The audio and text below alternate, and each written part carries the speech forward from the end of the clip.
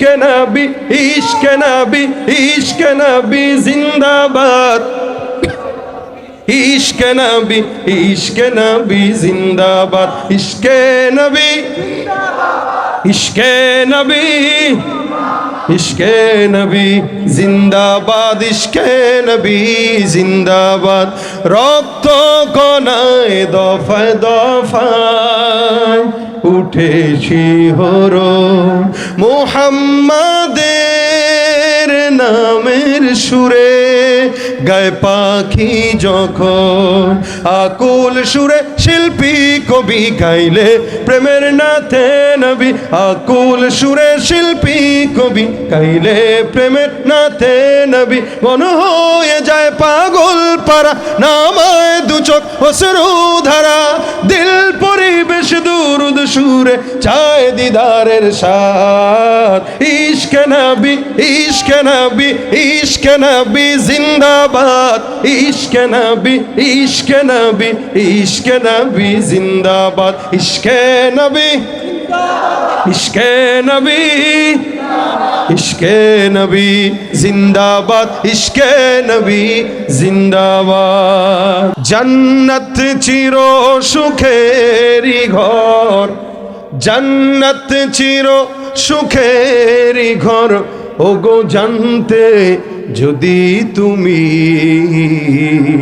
মায়া ঘেরা রঙিন পৃথিবী নয় তো সুখের খনি জান্নাত পাওয়ার সহজ পথ সে তো শহীদি মরণ জান্নাত পাওয়ার সহজ পথ সে তো শহীদি মরণ শহীদ হলে খুদার রাহে শহীদ হলে খুদার রাহে তবে জান্নাত পাবে তুমি মায়া ঘেরা রঙিন পৃথিবী নয় তো সুখের খনি আল্লাহু আকবার নারায়ে তাকবীর ও জান্নাতে গাছ চাইতো ইনশাআল্লাহ আওয়াজ দিয়া সুবহানাল্লাহ আলহামদুলিল্লাহ আল্লাহু আকবার আল্লাহ আমাদের আমলগুলো কবুল করুক বলেন আমিন ভাইরা বলেন দুনিয়াতে শিক্ষা ব্যবস্থা কয়টা হ্যাঁ দুইটা একটা দ্বীনি আর একটা দুনিয়াবি একটা জেনারেল আর একটা ইসলামী এই দুইটা শিক্ষা ব্যবস্থা যদি আমাদের দেশের স্কুল কলেজ ভার্সিটিগুলোতে লেখা থাকে শিক্ষা জাতির মেরুদণ্ড দেখেন কিনা এটা আচ্ছা বলেন তো এই কথাটা কি সত্য শিক্ষা কখনো জাতির মেরুদণ্ড শুধু শিক্ষা এটা জাতির মেরুদণ্ড না লেকিন কোরআনের শিক্ষা জাতির মেরুদণ্ড কি বলেন এই কথায় দ্বিমত আছে আপনাদের কোন শিক্ষা মেরুদণ্ড বলেন আবার কোরআনের শিক্ষা ইসলামের শিক্ষা কথা ঠিক কিনা আমরা দেখি এই সমাজে যারা শুধুমাত্র শিক্ষা অর্জন করে মেরুদণ্ডের নাম নিয়ে তারা তাদের শিক্ষাকে পুঁজি করে এমন কোনো দুর্নীতি নাই ঘুষ নাই চাঁদাবাজি নাই যেটা সমাজে করে না যেই শিক্ষা মানুষকে দুর্নীতি করায় যেই শিক্ষা মানুষকে চাঁদাবাজি করায় যেই শিক্ষা মানুষকে ঘুষ খাওয়ায় যেই শিক্ষা মানুষকে ভোট চুরি করায় ওই শিক্ষা কখনো মেরুদণ্ড হতে পারে না পারে না পারে না শিক্ষা জাতির মেরুদণ্ড না কোরআনের শিক্ষা জাতির মেরুদণ্ড শিক্ষা জাতির মেরুদণ্ড এই জন্য তো দেখি বর্তমান সময় যে যত বড় শিক্ষিত তত বড় জানোয়ার শিক্ষিত হয় বাটপার হওয়ার জন্য কি হওয়ার জন্য হয় জানে যে শিক্ষা অর্জন করলে বাট ভাই চোরও এই চুরি করার আগে শিক্ষা অর্জন করে মেরুদণ্ড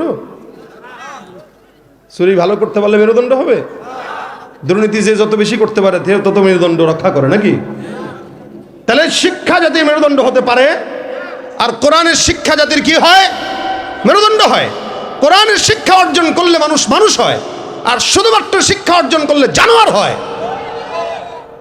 সবাই হয় এরকম নয় তবে হ্যাঁ কোরআনের শিক্ষা ছাড়া যে শিক্ষায় আছে ওই শিক্ষার কোনো ফায়দা নাই কেন অঙ্ক পড়লেন ইংরেজি পড়লেন বাংলা পড়লেন ভূগোল পড়লেন ইতিহাস পড়লেন যাই মন চায় পড়লেন বলেন তো কোনো সওয়াব আছে 10 নেকি হয় কিন্তু কোরআনের একটা অক্ষর পড়বেন, বুঝেন না বুঝেন, কয় নাকি?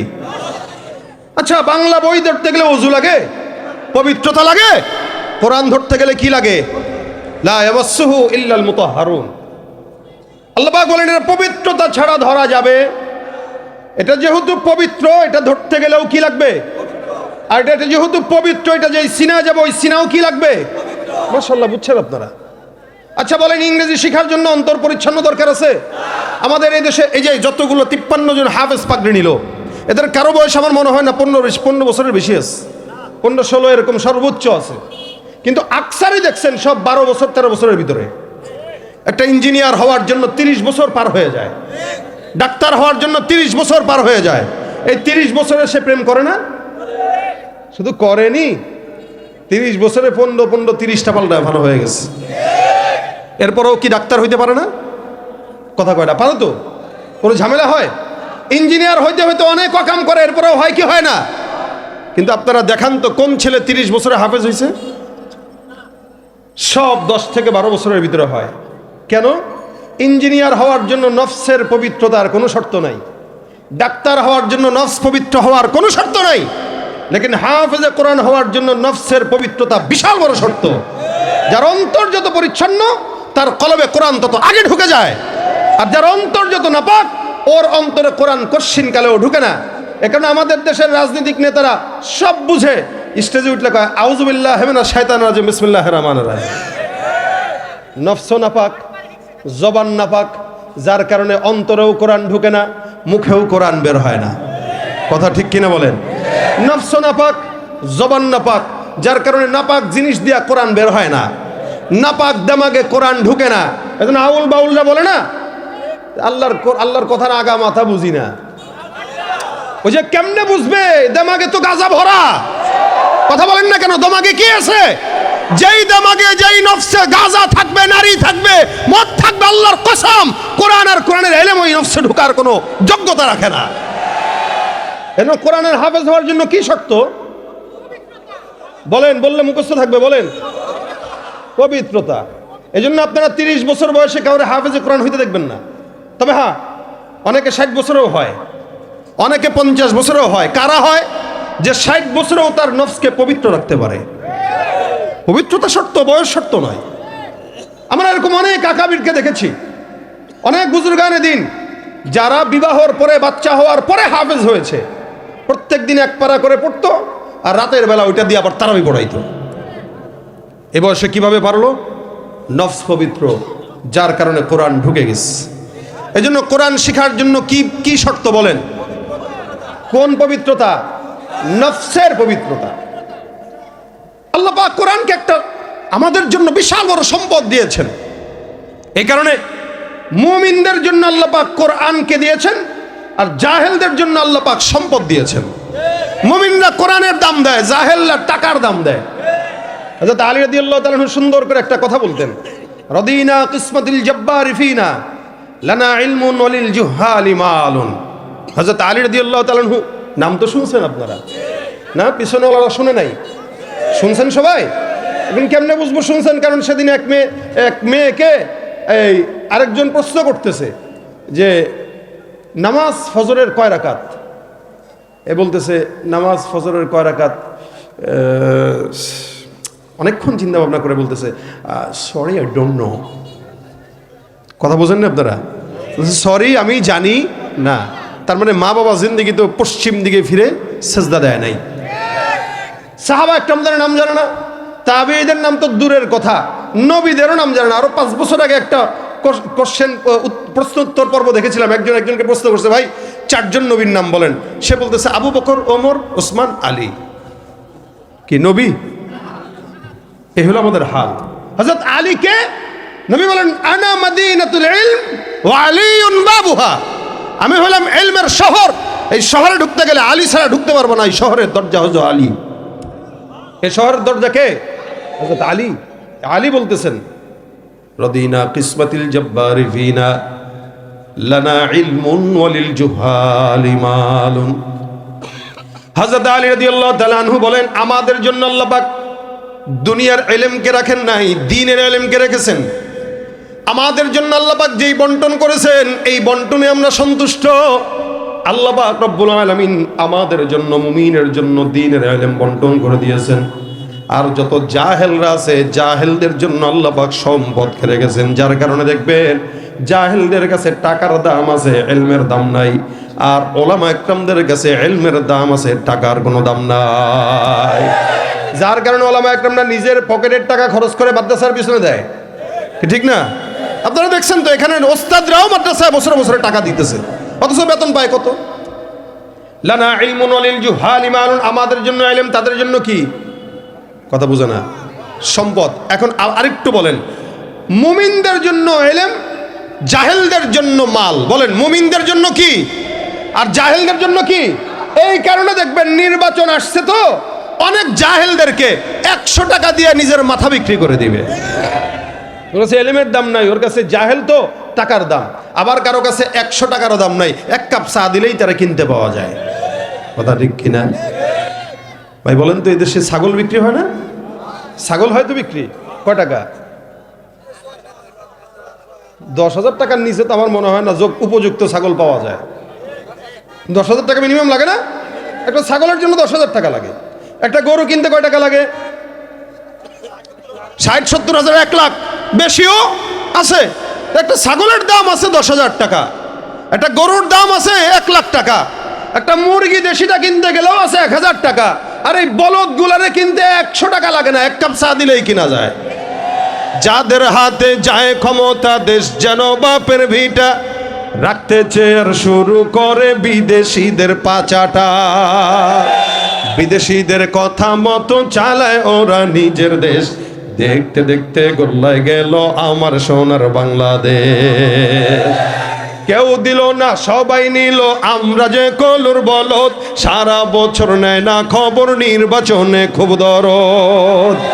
কেউ দিল না সবাই নিল, আমরা যে কলুর বলদ, সারা বছর নেয় না খবর, নির্বাচনে খুব দরদ। নির্বাচনের আগে নেতা ধরে কত রকম বেশ, দেখতে দেখতে গোল্লায় গেল, দেখতে দেখতে গোল্লায় গেল আমার সোনার বাংলাদেশ। তাহলে বলদদেরকে কিনতে কয় টাকা লাগে? এটাও লাগে না, 1 কাপ চা দিলেই কিনা যায়। এই জন্য আলী যে বলেছেন, হযরত আলী রাদিয়াল্লাহু তাআলা আনহু, আমাদের জন্য ইলম, তাদের জন্য, বলেন কাদের জন্য? জাহেলদের জন্য। কাদের জন্য? জাহেলদের জন্য সম্পদ।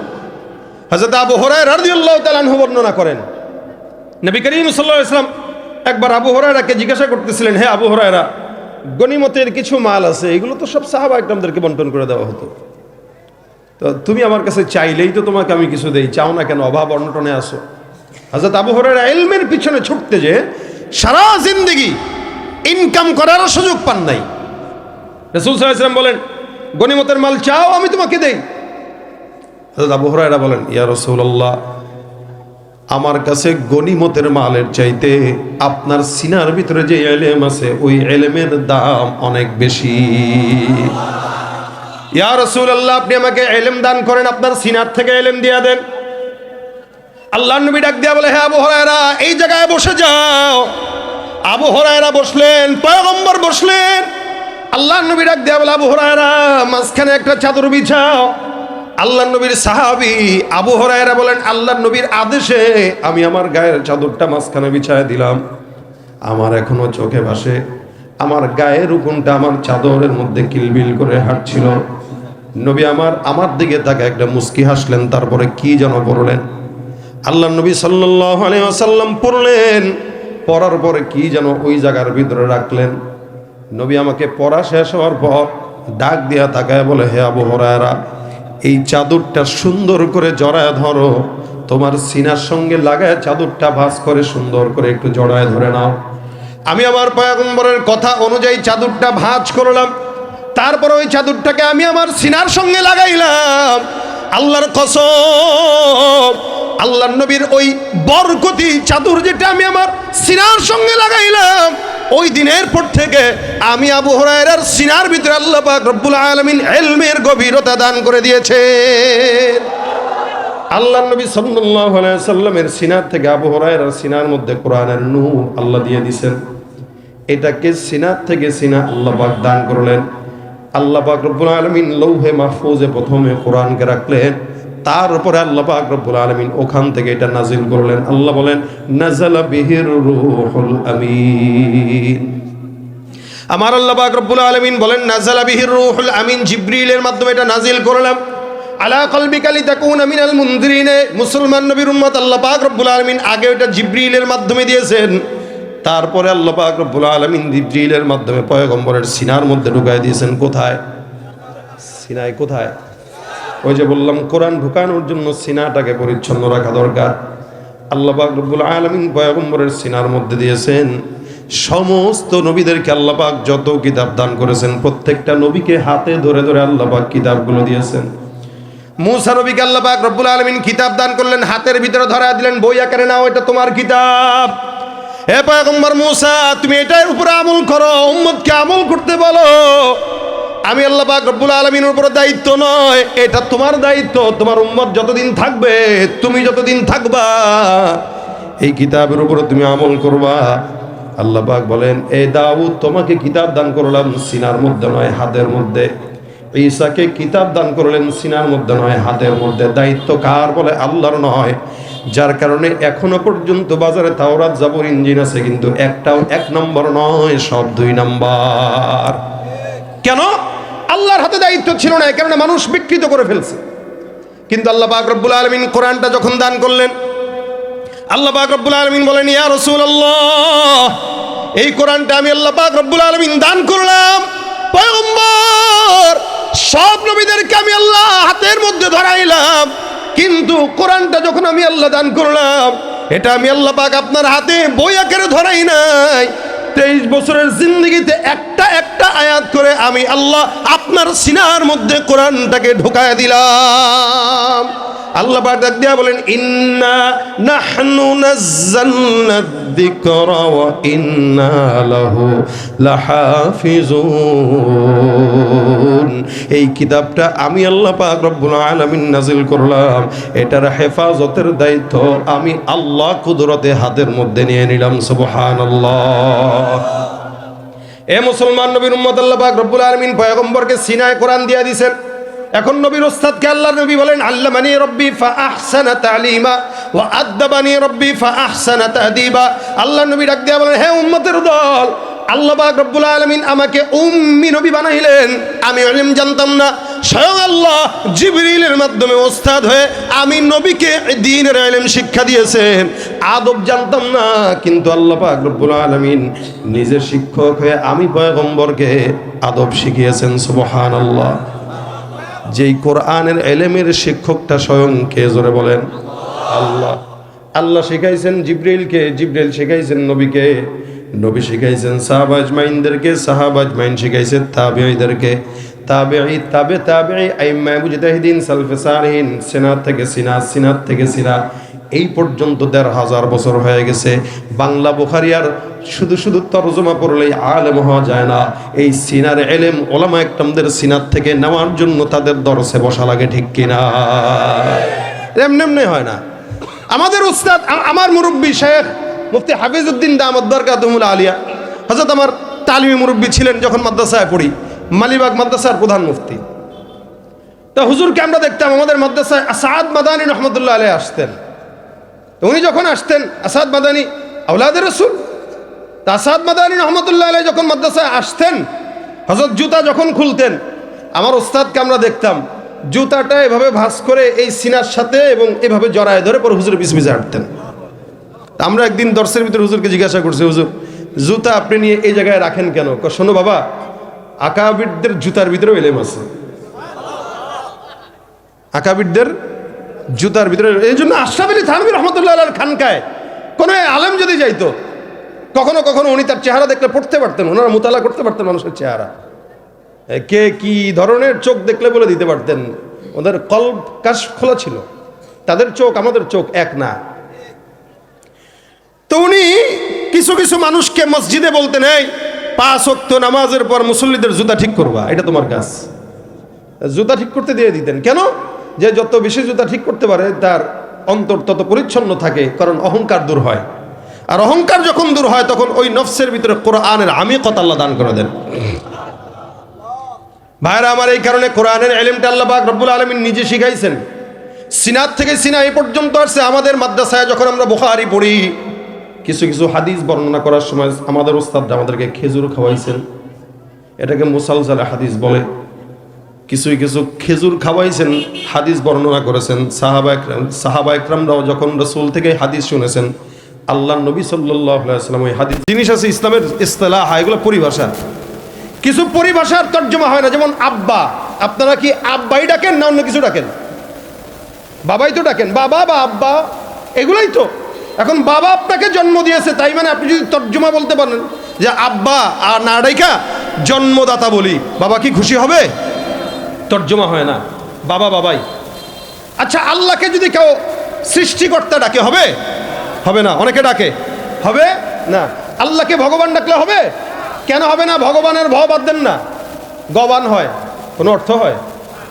এবার গ বাদ দেন, বান হয়, কিছু হয়? সৃষ্টিকর্তার শ্রী বাদ দেন, কিছু হয়? কিন্তু আল্লাহ, এটার আলিফ যদি বাদ দেন, আলিফ সহ যেরকম আল্লাহকেই বোঝায়, আলিফ বাদ দিলে শুধু লিল্লাহ হয়, লিল্লাহ হইলেও আল্লাহকেই বোঝায়। লিল্লাহর লাম বাদ দেন, লাহু, এটাও আল্লাহকেই বোঝায়। লাহুর লাম বাদ দেন, হা দেন, এটাও আল্লাহকে বোঝায়। ও আল্লাহ কে? এজন্য সব জিনিসের তর্জমা হয় না। এলমের কোনো তর্জমা নাই। এলমের নিসবত হইল দ্বীনের সাথে, আর জ্ঞানের নিসবত হলো দুনিয়ার সাথে। জ্ঞানী তার মানে ভাই অনেক জ্ঞান রাখে। কি রাখে? এ দুনিয়াদারি সম্পর্কে তার অনেক জ্ঞান। আর এ আলেম তার মানে দ্বীনের সম্পর্কে তার অনেক জ্ঞান। এজন্য আলেম আর জ্ঞানী এক নয়।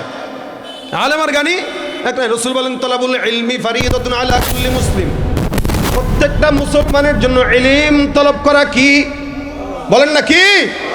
ডাক্তার হওয়া জরুরি, ইঞ্জিনিয়ার হওয়া জরুরি, এরপরে অন্যান্য যে শিক্ষা সেগুলো সব অর্জন করা জরুরি। দ্বীনের ইলম অর্জন করা জরুরি নয়। ডাক্তার হওয়া জরুরি, ইঞ্জিনিয়ার হওয়া জরুরি, ব্যারিস্টার হওয়া জরুরি, উকিল হওয়া জরুরি, লেকিন আলেম হওয়া জরুরি নয়। কেন? বলে জরুরি জিনিস হইলে ভালো, না হইলেও চলে। আর আলেম হওয়া ফরজ, যেটা হইতেই হয়, না হইলে চলে না। আল্লাহ রাসূল সাল্লাল্লাহু আলাইহি ওয়াসাল্লাম এটাকে ফরজ করছেন। আর এটা ঢোকার জন্য অন্তর কি দরকার? এই যতগুলো হাফেজ আছে, আমি পাগড়ি দিচ্ছিলাম আর ভাবতেছিলাম, আল্লাহ এদের মতো যদি গুনাহমুক্ত থাকতে পারতাম। এই প্রত্যেকটা ছেলের, এদের বডির সবগুলো নিষ্পাপ আলহামদুলিল্লাহ। কারণ হাফেজ হয়েছে মাত্র। এক একটার যদি নূর দেখতে পাইতেন আপনারা, আমরা যদি দেখতে পাইতাম, তাহলে দেখতাম এই নূরের আলোতে গোটা দুনিয়া আলোকিত হয়ে যেত। সব নিষ্পাপ, অন্তর পরিচ্ছন্ন, যার কারণে কোরআন ঢুকছে। ইমাম শাফি রহমতুল্লাহ আলাইহি একজন বহুত বড় ইমাম ছিলেন, 4 ইমামের অন্যতম ইমাম। ওনার জেহেন এত বেশি ছিল, কোনো একটা জিনিস একবার চোখ বুলাইলেই 40 বছর মনে থাকতো। কয় বছর বলেন? 40 বছর মনে থাকতো। উনি একবার রাস্তা দিয়ে হেঁটে যায়, হঠাৎ করে একটা নারীর পায়ের দিকে নজর যায়। ইমাম শাফি রহমতুল্লাহ আলাইহি আগের মতো এলেম এখন আর জেহেন জাগাওয়াত হয় না। আগে চোখ বুলাইলেই হয়তো, এখন পড়া লাগে। আল্লাহর বান্দা ওনার উস্তাদ হযরত ওয়াকি রহমতুল্লাহ আলাইহির কাছে গেলেন, যা ডাক দিয়া বলে, শাকাউতু ইলা ওয়াকিইন সুআ হিফজি ফাআওসানি ইলা তারকিল মাআসি। ইমাম শাফি রহমতুল্লাহ আলাইহির উস্তাদের কাছে বললেন, হুজুর, আমার ইলমের এই অবস্থা, আমার জেহেনের এই অবস্থা, শুধুমাত্র একটা বেগানা নারীর পায়ের দিকে নজর দেওয়ার কারণে ইলম আগের মতো, জেহেন জাগাওয়াত আগের মতো কেমন যেন মনে হয় একটু লো লো হয়ে গেছে। যখন শিকায়াত করলেন, ওনার উস্তাদ এক বাক্যে কথা একটা ডাক দেয়া বলেন, ফাআওসানি ইলা তারকিল মাআসি। আমার উস্তাদ আমাকে গুনাহ ছাড়ার জন্য আদেশ দেয়া দিলেন। কেন? ফাইন্নাল ইলমা নূরুম মিন ইলাহি ওয়া নূরুল্লাহি লা ইউতানি আসি। আমার উস্তাদ আমারে ডাক দেয়া বলে, শোনো, ইলম এটা আল্লাহর নূর। কোরআনের ইলম, হাদিসের ইলম, এটা সাধারণ জ্ঞান নয়, এটা স্বয়ং আল্লাহ পাক রব্বুল আলামিনের তরফ থেকে ইলমের নূর। এই নূরটা আল্লাহ পাক রব্বুল আলামিন সবার অন্তরে দেয় না। যার অন্তর পরিচ্ছন্ন, আল্লাহ পাক ইলমের নূর তার অন্তরেই ঢুকায় দেয়। এ মুসলমান নবীর উম্মত, এই জন্য নবী করিম সাল্লাল্লাহু আলাইহি ওয়াসাল্লাম বলেন, তোমরা দ্বীনের ইলম তলব করো, আর তলব করার জন্য নফসটাকে পবিত্র রাখো।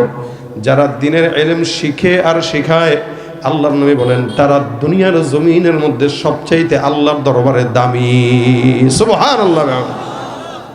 আল্লাহর নবী সাল্লাল্লাহু আলাইহি ওয়াসাল্লাম বলেন, কেউ যদি আলেমদেরকে মহাব্বত করে, কোরআনের এলেম যাদের ভিতরে আছে তাদেরকে মহব্বতও যদি করে, তবু আল্লাহ পাক রব্বুল আলামিন মহব্বতের কারণে তার সাথে জান্নাত দিয়ে দিবেন। এক সাহাবী নবীর কাছে আসছেন, এসে ডাক দিয়ে বলেন, ইয়া রাসূলুল্লাহ, আমার তো আবু বকরের মতো ওমরের মতো কোনো এলেম নাই, আর কি বলে আমল নাই। রাসূল, আমি নাজাত কিভাবে পাবো বলেন? রাসূল বলেন, তো কি আছে তোমার কাছে? হুজুর, আপনার মহব্বত আমার অন্তরে 100% আছে। নবী বলেন, ইন্নাকা মা'a মান আহবাবতা, যার সঙ্গে যার মহব্বত থাকবে আল্লাহ তাকে তার সাথে জান্নাত দান করে দিবেন। মহব্বত যদি আলেমদের সাথে রাখেন, আলেমদের সাথে যাবেন। সন্দেহ আছে, এই যে 53 জন ছেলে হাফেজ হইল, পাগড়ি নিল, প্রত্যেকটা ছেলে 10 জনকে, যাদের উপরে জাহান্নাম ওয়াজিব, এরকম 10 জনকে ধরে ধরে জান্নাতে নিয়ে যাবে। বিশ্বাস হয় না আপনাদের? এই প্রত্যেকটা ছেলে এমন 10 জনকে নিবে যাদের উপরে জাহান্নাম ওয়াজিব ছিল। আল্লাহ বলবেন দাঁড়াও, দাঁড়াবে, তোর তো এই অবস্থা, 10 জনকে চুজ কর। বাস এই বান্দা বলবে, আল্লাহ, ওই যে মা, ওই যে বাবা, ওই যে ভাই, ওই যে বোন, ওই যে দুলাভাই, ওই যে ওই যে সে, ওই যে বউ। এরপরে আর কি, ওই যে বন্ধু একটা আছে, মাদ্রাসায় দান করতো, মহব্বত করতো, ভালোবাসা রাখতো, আল্লাহ তারেও দিয়ে দেন। এরকম করে 53 জন যদি 10 জন করে জান্নাতে নেয়, এই এলাকায় তো আর জাহান্নামী লোক থাকার কথা না। কথা বলেন না কেন? তা মহব্বত আলেমদের সাথে রাখবেন না। এই জন্য 4টা অপশন দিয়েছেন নবী। কয়টা? 4টা। 1 নম্বর, কোন আলিমান আও মুতাআল্লিমান আও মুস্তামিআন আও মুহিব্বান। নবী করিম সাল্লাল্লাহু আলাইহি সাল্লাম বলেন, হয়তো আলেম হও, নয়তো ছাত্র হও, নয়তো আলেমদের কথা শ্রবণ করো, নয়তো আলেমদেরকে মহব্বত করো। রাসূল বললেন, আলেমদের কথা শ্রবণ করো, মানে আলেমরা যেটা বলবো এটা মনোযোগের সঙ্গে শোনো। বর্তমান সময় মনোযোগের সঙ্গে শুনবে তো দূরের কথা, অনেক জায়গায় মূর্খ পাশের চেয়ার থেকে আলেমদেরকে কেমনে কথা বলবে সেই শিক্ষাও দিতে চায়। সভাপতি মূর্খ রাখছে, গাঁজা খায়, ইয়াবা খায়, ফ্যান্সি ডিলের ব্যবসা করে, ঘুষখোর, সুদখোর, সভাপতি রাখছে মাহফিলের। কেন? 1 লাখ টাকা দিছে। এই টাকার দাপটে মসজিদ মাদ্রাসার সভাপতি হয়। সবার কথা বলছি না, অধিকাংশ জায়গায় এগুলো হয়। তো পাশ থেকে হুজুর এটা বলেন না, ওইটা বলেন। আর মূর্খর থেকে যদি ইসলাম শেখা লাগে, এটা তো কিয়ামতের আলামত ছাড়া আর কিচ্ছু নয়। হযরত আব্দুল্লাহ ইবনে মুবারক রাহমাতুল্লাহ আলাইহি বহুত বড় একজন বুজুর্গ ছিলেন। আব্দুল্লাহ ইবনে মুবারকের নাম কেউ শোনার মতো আছেন নাকি লোক এখানে? অনেক বড় তাবিঈ ছিলেন এবং বুজুর্গ ছিলেন। উনি প্রতি বছর 1000 মানুষকে নিজের অর্থায়নে হজ করাইতেন। সুবহানাল্লাহ, আস্তে কয় এরা। 1000 মানুষ, বুঝেন কতগুলো? আমরা তো নিজেরাই করতে পারি না। তার মানে এলেমও ছিল, অর্থও ছিল। আব্দুল্লাহ ইবনে মুবারক রাহমাতুল্লাহ আলাইহির বাড়ির পাশে একজন কামার ছিল। এই কামারটা আব্দুল্লাহ ইবনে মুবারককে অনেক মহব্বত করত। আলেম নয়, এলেমও নাই, কোরআন জানতো না। আব্দুল্লাহ ইবনে মুবারক রাহমাতুল্লাহ আলাইহি ইন্তেকাল করলেন। ওনার ইন্তেকালের পরে ওনার একটা খাদেম রাত্রের বেলা স্বপ্ন দেখলো। স্বপ্নের ভিতরে তাকায় দেখে বিশাল বড় জান্নাতের বাগান। আব্দুল্লাহ ইবনে মুবারক রাহমাতুল্লাহ আলাইহি ওই বিশাল বড় জান্নাতের বাগানের ভিতরে ঘুরে ঘুরে সময় ব্যয় করতেছে। সুবহানাল্লাহ। ওনার জান্নাতের ওই বাগানের ভিতরে ওনার পাশে ওই যে কামারটাকেও দেখা যায়, যেই কামারটা হাফেজে কোরআন হয় না, যেই কামারটা আলেমও না, ওই কামারকে আব্দুল্লাহ ইবনে মুবারকের পাশে দেখা যায়। এ মুসলমান নবীর উম্মত, আব্দুল্লাহ ইবনে মুবারক ওনার খাদেম প্রশ্ন করলো, হুজুর, আল্লাহ পাক রব্বুল আলামিন আপনার সঙ্গে কেমন মুআমালা করলেন? আব্দুল্লাহ ইবনে মুবারক বলেন, আলহামদুলিল্লাহ, আল্লাহ পাক কোরআনের বরকতে আমাকে মাফ করে জান্নাতে বিশাল বড় প্রাসাদ দান করে দিয়েছেন। কত বড় প্রাসাদ? ওই যে বলছে 6666, যতগুলো আয়াত ততগুলা তালা বিশিষ্ট জান্নাতের প্রাসাদ। এ করো ওয়ারতাতি ওয়ারাতিল কামা কুনতা তুরাতিলু ফিদ দুনিয়া। এই আল্লাহর নবী বলেন, কিয়ামতের ময়দানে সব হাফেজে কোরআনদেরকে ডাক দিয়ে বলবেন, এই পড়তে থাক, পড় আর উঠতে থাক, এক আয়াত করে পড়বে, এক তালা করে জান্নাতের প্রাসাদ উঠবে। সুবহানাল্লাহ। আব্দুল্লাহ ইবনে মুবারক বলে, আমার জান্নাতে আমাকে একেও দিছে আল্লাহ পাক। এই যে বিশাল বড় জান্নাতের প্রাসাদ। খাদেমটা ঘুম থেকে জাগলো, দৌড় দিয়ে কামারের বাসায় যায়। দরজার ভিতরে টোকা দিয়ে বলে, ভাই কে আছো বাসায়? বিবি দরজার পিছন থেকে আওয়াজ দিয়া বলে, আমি উনার বিবি আছি। কে তুমি? পরিচয় বলো। খাদেম ডাক দিয়া বলে, আপনার স্বামী এমন কোন গোপন আমল করত যে আমলের কারণে আল্লাহ পাক আপনার স্বামীকে এত মর্যাদা দান করেছেন? বিবি ডাক দিয়া বলে, আমার স্বামীর এমন কোন বড় আমল নাই যে আমলের কারণে আল্লাহ পাক আমার স্বামীকে মর্যাদা দান করবে। এবার আল্লাহর বান্দা ডাক দিয়া বলে, আমার দিল বলতেছে আপনার স্বামীর এমন কোনো গোপন আমল ছিল, আপনি আমাকে বর্ণনা করেন। বিবি ডাক দিয়া বলে, আমার স্বামীর তেমন কোনো আমল নাই, তবে দুইটা আমল আমি আমার সব সময় দেখতাম। এক নম্বরে আমি আমার স্বামীকে নামাজের ব্যাপারে ছিলাম দেখতাম যত্নবান। আজান যখন হয়ে যেত, আল্লাহর বান্দা কোনোদিন আজানের জন্য 1 সেকেন্ডও দেরি করতো না। আল্লাহু আকবার কানে আসার সাথে সাথে আল্লাহর বান্দা মসজিদে ঢুকে যেত। একদিন এমনও হয়েছে, 1000 দিনারের একটা ব্যবসায়ী চুক্তি আসছে, ওই বান্দাটা 1000 দিনার মাত্র দিবে আমার স্বামীর হাতে। এমন সময় মসজিদের মিনার থেকে আজানের ধ্বনি ভেসে আসলো। আমার স্বামী 1000 দিনারটা সঙ্গে সঙ্গে ফেরত দিয়া আল্লাহর ঘর মসজিদের দিকে আগায় গেছে। ওই লোকটা তাকে প্রশ্ন করলো, কি ব্যাপার, তুমি এই সময় মসজিদে না যে আমার এই টাকাটা গ্রহণ করো, তারপরে ব্যবসা শেষ করে মসজিদে যাও? আমার স্বামী তার স্পষ্ট ভাষায় জানায় দেয়, ও ভাই, আল্লাহ পাক রব্বুল আলামিন মসজিদের মাধ্যমে আমাকে ডাকলো, আজানের মাধ্যমে। আল্লাহ পাক রব্বুল আলামিনের এই আজানের দাম তোমার এই 1000 দিনারের চাইতে অনেক কোটি গুণে বেশি, যার কারণে আমি আমার মাওলার ডাকে সাড়া দেওয়ার জন্য আল্লাহর ঘর মসজিদে যেতে আর 1 সেকেন্ড দেরি করতে পারবো না। 1 নম্বরে গুণ ছিল, আজানের সঙ্গে সঙ্গে কোথায় যেত? মসজিদে চলে যেত। আমার স্বামীর 1 নম্বর গুণ, আজানের সঙ্গে সঙ্গে মসজিদে যায়। 2 নম্বর, আমার স্বামীর একটা গুণ দেখতাম, আমার স্বামী হাফেজে কোরআন নয়, আমার স্বামী আলেম নয়, কিন্তু আমার স্বামীকে সবসময় আমি একটা জিনিস করতে দেখতাম। এ মুক্তাগাছার মুসলমান খুব মনোযোগের সঙ্গে শুনেন। 1 নম্বরে আজানের গুরুত্ব, নামাজের গুরুত্ব। 2 নম্বরে আমার স্বামী কোরআনের হাফেজও না, আলেমও না, কোনো বড় হুজুরও ছিল না, মাদ্রাসায় কোনোদিন পড়ে নাই। আমি আমার স্বামীকে সবসময় দেখতাম, ওই যে পাশের বাসায় আব্দুল্লাহ ইবনে মুবারক রাহমাতুল্লাহ আলাইহি, অনেক বড় বুজুর্গ, আলেম, হাফেজ, প্রতিদিন রাত্রিবেলা এশারের নামাজের পর থেকে ফজর পর্যন্ত ওই আল্লাহর বান্দা তাহাজ্জুদের নামাজে দাঁড়াইয়া 1 খতম কোরআন নামাজে তেলাওয়াত করত। কয় খতম? পারবেননি রাত্রের বেলা 1 খতম দিতে? সম্ভব এই জামানায়? 1 খতম কোরআন উনি নামাজে দিতেন। আব্দুল্লাহ ইবনে মুবারক রাহমাতুল্লাহ আলাইহি যখন নামাজে কোরআন তেলাওয়াত করত, আমার স্বামীকে আমি দরজায় দাঁড়ায় দেখতে দেখতাম আর দেখতাম শুনতে।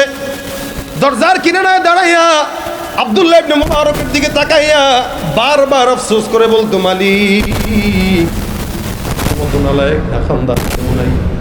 আমি যদি আজকে হাফেজে কোরআন হইতাম, তাহলে আব্দুল্লাহ ইবনে মুবারকের মতো এই রাতের বেলা তোমার দরবারে কুদরতি কদমে সেজদা দিয়া তাহাজ্জুদের নামাজে কোরআন তেলাওয়াত করতাম।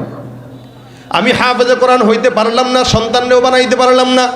হে মালিক, আমার মতো না খান্দা, নালায়েক, নাচিজ আর দুনিয়াতে কেউ নাই। আর রব্বে কারীম, আমি হাফেজে কোরআনকে মহব্বত করি শুধুমাত্র তোমার জন্য। আয় আল্লাহ, উহিব্বুস সালিহিনা ওয়া লাস্তু মিনহুম লাআল্লাল্লাহ ইয়ারযুকুনি সালাহা। আল্লাহ, আমি হাফেজে কোরআন হইতে পারি নাই, কিন্তু হাফেজে কোরআনকে মহব্বত করি মালিক। এই মহব্বতের উসিলায় তুমি আব্দুল্লাহ ইবনে মুবারকের সঙ্গে আমার জান্নাত দিয়া দিও। কখনো কখনো আমার স্বামীকে দেখতাম, আব্দুল্লাহ ইবনে মুবারককে জড়ায় ধরতো, কপালে চুমা খাইতো। এ সমস্ত হাফেজে কোরআনদেরকে মহব্বত করবেন, আল্লাহর কসম, এরা যদি জান্নাতে যায়, আল্লাহ পাক মহব্বতের উসিলায় আপনাকে তার সঙ্গেই জান্নাত দান করে দিবেন। কখনো কখনো আমার স্বামীকে দেখতাম কোরআনটাকে বুকের ভিতরে লাগায় রাখতো, কখনো কখনো কপালে চুমা খাইতো, কখনো মাথার ভিতরে রাখতো। আমার স্বামীকে আমি সব সময় দেখতাম আব্দুল্লাহ ইবনে মুবারককে মহব্বত করতো আর বলতো, আল্লাহ, আমি চাই জমিনে যেরকম বাসাটা আমার কাছাকাছি, আব্দুল্লাহ ইবনে মুবারক যখন জান্নাতে যাবে, জান্নাতে আমার ঘরটাও তুমি আব্দুল্লাহ ইবনে মুবারকের কাছে দিয়া দিও। এই লোকটা যখন বিবির কাছ থেকে এই সমস্ত গল্প শুনে, লোকটা ডাক দেয়া বলে, আমার আর কোনো সন্দেহ নাই, তোমার স্বামী কোরআনওয়ালাকে মহব্বত করত, যার কারণে গত রাত্রে আমি স্বপ্ন দেখলাম আব্দুল্লাহ ইবনে মুবারকের সঙ্গে তোমার স্বামীকে জান্নাতে ঘুরে ঘুরে নেয়ামত পেতে দেখেছি।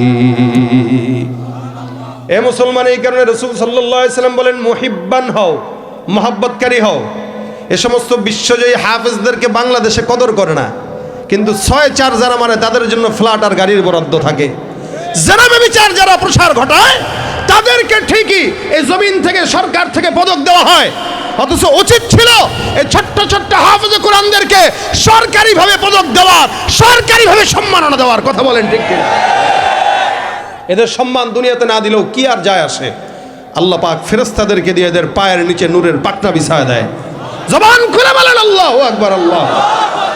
এজন্য হাফেজদেরকে মহব্বত করবেন, আলেমদেরকে মহব্বত করবেন।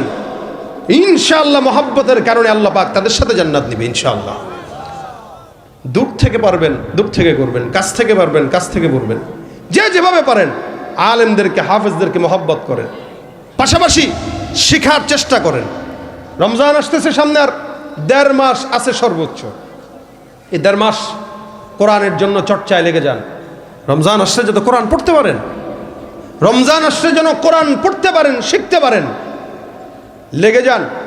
যারা স্কুলে পড়েন, ভার্সিটিতে পড়েন, ব্যবসা করেন, সারা জিন্দেগি কোরআন শেখার কোনো অবস্থা হয় নাই, মাদ্রাসায় আসেন, মহতামি সাহেবকে বলেন হুজুর আমাদের জন্য প্রত্যেক দিন 20 মিনিট সময় দেন, অথবা সপ্তাহে 3 দিন 20 মিনিট সময়ের ব্যবস্থা করেন, আমরা কোরআন শিখব। ইনশাল্লাহ ওনারা না করবে না। সপ্তাহে 3 দিন যদি 20 মিনিট করে সময় দেন, শিখতে শিখতেও যদি মারা যান, কোরআন আপনার জন্য সাক্ষী হয়ে যাবে কবরে। ইচ্ছা আছে? নিয়ত আছে? কারা কারা শিখবেন হাত তুলে দেখান। নারায়ে তাকবীর। আল্লাহ কোরআন শিক্ষা করার তৌফিক দান করুক, আমিন। এই জন্য কোরআন ওয়ালাদেরকে মহব্বত করবেন, কোরআনের সঙ্গে ভালোবাসা রাখবেন। আল্লাহ ভালোবাসার কারণে কোরআন ওয়ালাদের পিছে পিছে জান্নাত দিয়ে দিবে। এই যে সমস্ত হাফেজ, আর এই যে হাফেজের ওস্তাদ আব্দুল কাইয়ুম মোল্লা সাহেব, শত শত হাফেজ, হাজার হাজার হাফেজ তার ছাত্র, আমল নামা কতটুকু কি আছে সেটা আল্লাহ জানে আর সে জানে। কিন্তু এগুলো হাফেজ যেগুলো আছে, এগুলো দৌড়ে দিয়া টান দিয়া জাহান্নামে রাখতে দিবে না, দৌড় দিয়া জান্নাতে নিয়ে যাবে ইনশাআল্লাহ। এই যে এই মুহতামিম সাহেব, শত শত ছাত্র, এদেরকে ধরে টান দিয়া জান্নাতে নিয়ে যাবে এই হাফেজে কোরআন ছাত্ররাই। কিন্তু আপনাদের কি পুঁজি আছে বলেন? আলেমদের কাছে দুনিয়াতে সম্মান, টাকা পয়সা একটু কম থাকলেও পুঁজি আছে যে মরার পরে ধৈরা জান্নাতে নিয়ে যাবে।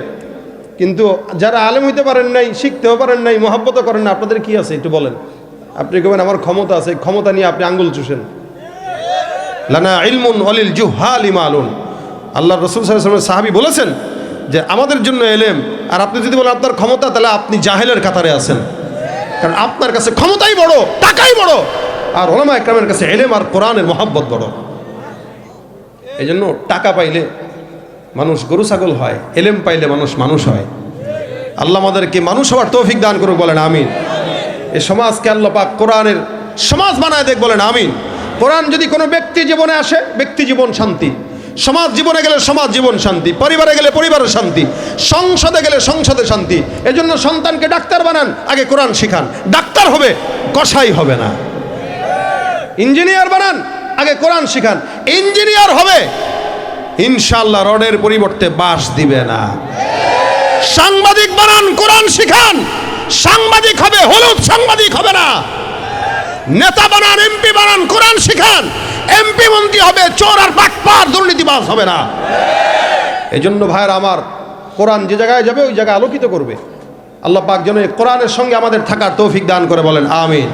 সমাধান চাও যদি জীবনে মরণে, ফিরে যাও খুঁজে নাও, চোখ রাখো কোরআনে, তবেই পাবে সুখ শান্তির ঠিকানা, তবেই পাবে সুখ শান্তির ঠিকানা, যদি মেনে নাও তুমি মনে প্রাণে। সমাধান চাও যদি জীবনে মরণে, ফিরে যাও খুঁজে নাও, চোখ রাখো কোরআনে। এ বাণী সকলের নয় শুধু মুমিনের, যারাই চলবে মেনে ফল পাবে কোরআনের। ঘরে বলো কিবা রাষ্ট্রে বলো, ঘরে বলো কিবা রাষ্ট্রে বলো, অশান্তি দূর করে শান্তি আনে। সমাধান চাও যদি জীবনে মরণে, ফিরে যাও খুঁজে নাও, চোখ রাখো কোরআনে। সমাধান চাও যদি জীবনে মরণে, ফিরে যাও খুঁজে নাও, চোখ রাখো কোরআনে। সমাধান। আল্লাহ কোরআন শেখার তৌফিক দান করুন, কোরআনকে মহব্বত করার তৌফিক দান করুন। মহব্বত করবেন। মাদ্রাসা এখানে আছে যেহেতু, সব সময় মাদ্রাসার পাশে থাকবেন ইনশাআল্লাহ। মাদ্রাসার কাজ চলতেছে, সব সময় চেষ্টা করবেন এই কাজে যেন একটু সহযোগিতা থাকতে পারেন। গত 2 বছর আগে আপনার একটা কথা অনেক পাইছি, পরে আপনার জন্য 2টা মাইক্রোফোন নতুন কিনে নিয়েছি। তাও তো ভালো হলো না, দোয়া করুন। ঠিক আছে। মাইকম্যান বলতেছে আমার কথায় সে মাইক 2টা নতুন মাইক্রোফোন কিনছে, কিন্তু আল্লাহ বরকত দেখ, থাক ব্যাস। চেষ্টা করছে আলহামদুলিল্লাহ ভালো কিছু, আল্লাহ পাক তার ব্যবসা বরকত দেখ, বলেন আমিন। তো আপনাদের এই মাদ্রাসার সহযোগিতা করবেন তো আপনি ইনশাআল্লাহ, সবাই পাশে থাকবেন তো, যাদের সন্তানরা হাফেজ না, 4 জন থাকলে একজনকে আলেম বানাবেন ইনশাআল্লাহ। আল্লাহ আমাদের কোরআনের মহব্বত আমাদের সিনায় ঢুকায় দেখ, আমাদের সিনাকে কোরআনের জন্য পরিচ্ছন্ন করে দেখ, বলেন আমিন ইনশাআল্লাহ। এই যে হাফেজ কারি আবু রায়হান, আপনাদের সম্পদ, আমাদের সম্পদ, দেশের সম্পদ, কি ঠিক না? ঠিক কইতে খোঁচা দেওয়া লাগলো কেন? নাকি বিশ্বাস হয় নাই এটা? হ্যাঁ, বিশ্বাস হয় নাই, বিশ্বাস হয় নাই। এই দেশে সবচেয়ে বড় সেলিব্রিটি এরাই, আবার আসতে কয় না খেলোয়াড় সেলিব্রিটি আপনার কাছে, এই কারণে তো আপনি খেলোয়াড়ের মতো গেঞ্জি পরেন, চুল কাটেন, চুলের ডিজাইন হলো ওই যে এরকম, দেখলে মনে হয় চিড়িয়াখানার দরজা খোলা ছিল পলায় আসছে, এখানে নাই এখানে নাই, এদিক দিয়ে চোখা মুন্সি, এদিক দিয়ে প্যান্ট পরে সিরা। এখন তো শীতের সময় আর সিরা পড়তে পারে না, নাহলে ভাব ঠিকই নিত শীতের সময়। তো এরা হইল সেলিব্রিটি নাকি? এরা যারা কোরআন ধারণ বাহন করে, ধারক বাহক, এরা হচ্ছে সেলিব্রিটি। তো আলহামদুলিল্লাহ চমৎকার তেলাওয়াত শোনাবে। আমাদের গলার যৌবন শেষ, এদের গলার যৌবন এখন অনেক বেশি ইনশাআল্লাহ। গজল চমৎকারভাবে শোনাবে। আর কায়মুল্লাহ সাহেবের কথা কি বলবো, এটা হাসি দেন, দেখছেন নি হাসিটা? গজল কিন্তু সে খুব ভালো পারে, বুঝতে পারছেন? দুজনের একজনও ছাড়া যাবে, এনার থেকেও শুনবেন, ফ্রি ওস্তাদ থেকেও শুনবেন, ঠিক আছে? এ ছাত্র আর ওস্তাদ, ঠিক আছে না? ওস্তাদ ছাত্রর খেলা এখন জমবে, কথা ঠিক কিনা? তেলাওয়াত হবে, গজলও। আল্লাহ আজকের এই মজমা কবুল করুক, আমিন। যা বলেছি শুনেছি, আল্লাহ পাক কোরআনের এই বুঝগুলো আমাদের সিনার ভিতরে দান করুক। আমা তৌফিকি ইল্লা বিল্লাহ। আসসালামু আলাইকুম ওয়া রাহমাতুল্লাহি ওয়া বারাকাতুহু।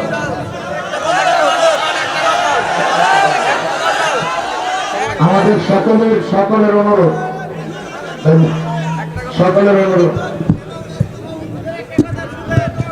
আপনারা অনেক দেরি করেছেন বলে আমি সময় দিতে পারতেছি না তেমন, কারণ আমার ঢাকায় যেতে হবে, আবার আগামীকালের প্রোগ্রাম ধরতে হবে।